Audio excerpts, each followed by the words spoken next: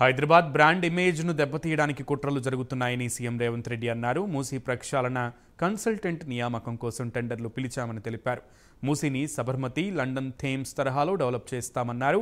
BRS చచ్చిన పామని ఇంకా చంపాలనుకోవడం లేదని రేవంత్ సెటైర్లు వేశారు.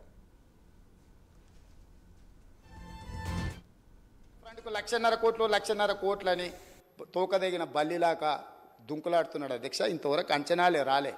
నేనేం చెప్పినంటే రాబోయే 5 సంవత్సరాలలో ఈ హైదరాబాదు నగరాన్ని అభివృద్ధి చేయడానికి 1,50,000 కోట్ల రూపాయలతోని మేము అంచనాలను ప్రతిపాదిస్తున్నాము.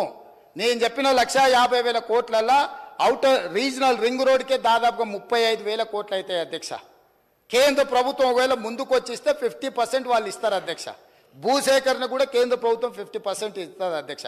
రేడియల్ రోడ్స్ వేస్తే ఒక 15,000 కోట్లు అవుతుంది అధ్యక్ష. మెట్రో రైలు విస్తరించడానికి ఇప్పుడున్న 78 కిలోమీటర్ల మెట్రో విస్తరణ కోసం మనకి 24,000 కోట్ల రూపాయలు అవుతుంది అధ్యక్ష. ఇవాళ సుంకిశాల నుంచి ఇతర ప్రాంతాల నుంచి నగరానికి అవసరమైన తాగునీళ్లు తీసుకురావడానికి మనకు 2,000 కోట్లు అవుతుంది అధ్యక్ష. గోదావరి జలాల నుంచి ఉస్మాన్ సాగర్, హిమాయత్ సాగర్కు నీళ్లు తీసుకురావాలంటే ఒక 7-8,000 కోట్ల రూపాయలు అవుతుంది అధ్యక్ష. ఇవన్నీ కాంక్రీట్ ప్రపోజల్స్ అధ్యక్ష. సిటీలో కూడా స్ట్రాటజిక్ రోడ్స్ కానీ లేకపోతే రోడ్డు డెవలప్మెంట్ అథారిటీలో వివిధ రోడ్లను విస్తరించడానికి కానీ అవసరమైతే కొత్త రోడ్లు వేయడానికి కానీ ప్రణాళికలు చేస్తున్నాం అధ్యక్ష. ఏదో మేము మంచి ఆలోచనతో పోతుంటే అప్పుడే అంత అయిపోయినట్టు. 10 ఏళ్ళు వెళ్ళినోడు 7 లక్షల కోట్లు చేసి పారిపోతే 10 నెలలు కూడా కాలేదు అధ్యక్ష. వాళ్ళు చేసిన అప్పులకు మిత్తిలు మేము 43,000 కోట్లు కట్టినాం అధ్యక్ష. అయినా ఇంకా ఏందో సాధించాలని ఏంది అధ్యక్ష తాపత్రయము, ఏందా బాధ? ఎప్పటికీ మీ దగ్గరనే ఉంటుందా? మీరే గిట్ల దివాలగాలు మీరే గిట్ల అనుకుంటే నిజాం ఎంత బాధపడి ఉండాలి అధ్యక్ష.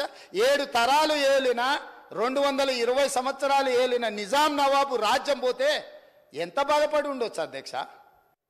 ఈ గొప్పలని ఎవడైతే అధ్యక్ష వాళ్ళ భజన చేసేటోళ్ళకో లేకపోతే వాళ్ళ బానిసలకో చెప్పాలి. మాకేంది అధ్యక్ష చెప్పేది? నేనేందంటే సచ్చినపావుని ఏముంది సంపనిక కొట్టని, కానీ సచ్చినపావని నేను పట్టించుకుంటలేను.